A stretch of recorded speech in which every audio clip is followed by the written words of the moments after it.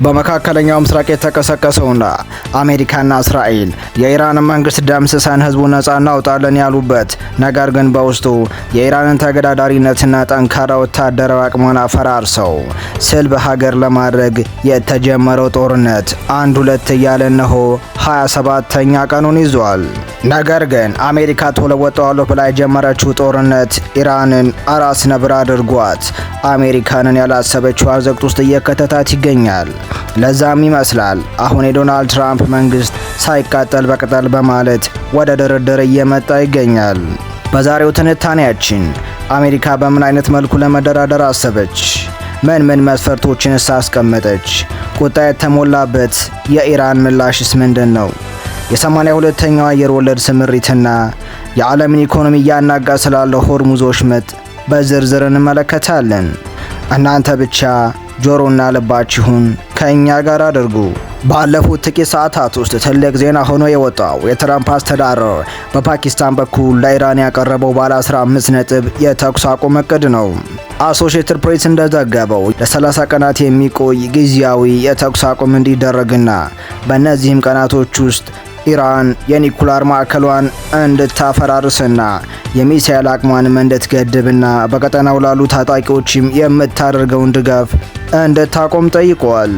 ነገር ግን አልቀመስም ያለችውና የብረት ቆሎ የሆነችው ኢራን ምላሿ ፈጣንና ግልጽ ነበሩ።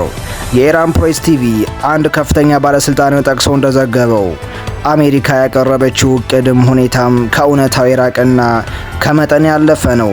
ይልቁንም ኢራን በተቃራኒው የራሷን ባለ 5 ነጥብ አቋም ማቅረቧን በዘገባው አስነብቧል። ባለ 5 ነጥብ አቋሙ ምንድነው? እንመለከተዋለን።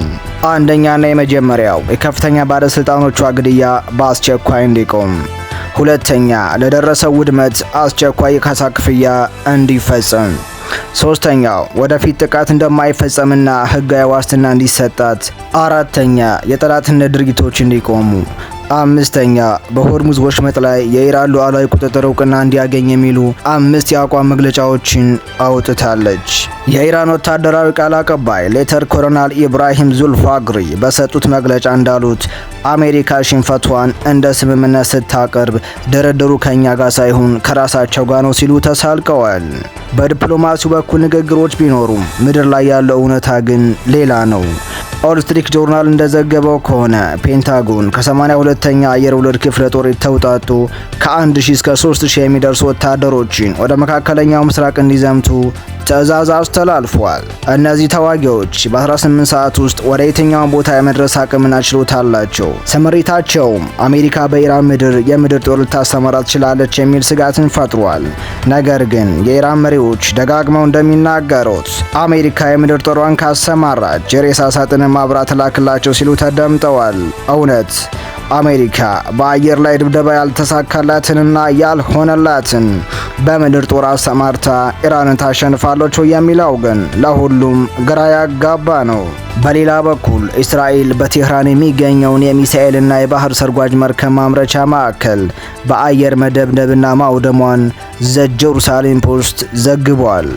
ኢራንም በአጸፋው በእስራኤል የኤሌክትሪክ ኃይል ማመንጫዎች አቅራቢያና በኩዌት ዓለም አቀፍ አውሮፕላን ማረፊያ ላይ በሚሳኤልና በድሮን ጥቃት ሰንዝራለች።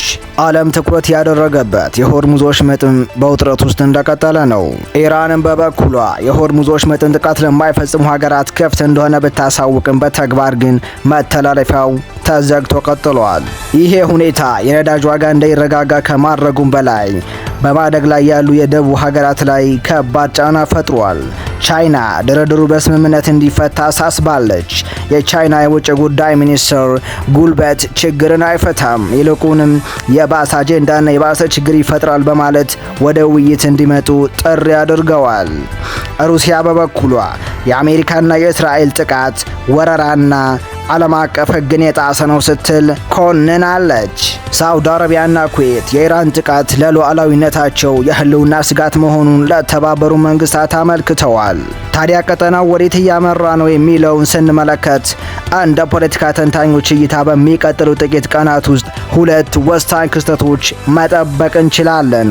አንደኛና የመጀመሪያው በፓኪስታን ሊደረግ የታሰበው የፊት ለፊት ንግግር ሲሆን፣ ሁለተኛው ደግሞ የአሜሪካ አየር ወለድ ወታደሮች የሚወስዱት ቀጥተኛ እርምጃ ነው። ኢራን ጦርነቱን የምናቆመው በእኛ ምርጫና ፍላጎት እንዲሁም በፈለግነው ጊዜ ነው የሚል ጽኑ አቋም የያዘች ሲሆን፣ እስራኤል በበኩሏ ኢራን የኒኩለር አቅሟን ሙሉ በሙሉ ሳታጠፋ ጦርነቱን እንደማታቆም እየገለጸች ነው። ይህ እምቢ ባይነትና ፍጥጫ መላው ዓለምን ወደማይፈልገው ቀውስ ውስጥ እየከተተው ይገኛል። ይህ ጦርነት ከወታደራዊ ግጭት ባለፈ የዓለምን ኢኮኖሚ እየናጠ ይገኛል። የዓለም አቀፉ የገንዘብ ድርጅትና የዓለም ባንክ ባወጡት ትንበያ መሰረት ጦርነቱ በዚህ ከቀጠለ የዓለም ኢኮኖሚ እድገት በ0.3 በመቶ ሊቀንስ ይችላል ብለዋል። የዓለም የነዳጅ ዋጋም አሁን ካለበት በበርሜል $100 ወደ $130 ሊያሸቅብ እንደሚችል ተሰግቷል። አንድ ምጣኔ ሀብት ባለሙያዎች ትንታኔ የሆርሙዝ ወሽመጥ መዘጋት የነዳጅና የምግብ ዋጋን እስከ 15 በመቶ ተጨማሪ ግሽፈት ውስጥ ሊከተው እንደሚችል አስቀምጧል። በዚህ ሁሉ ባለየለት ሁኔታ ውስጥ የቀጠለው የመካከለኛው ምስራቅ ሁኔታ በዓለም ኢኮኖሚ ላይ እያሳረፈ ያለው ተጽዕኖ ቀላል የሚባል አልሆነም። በቸር ቆዩልን።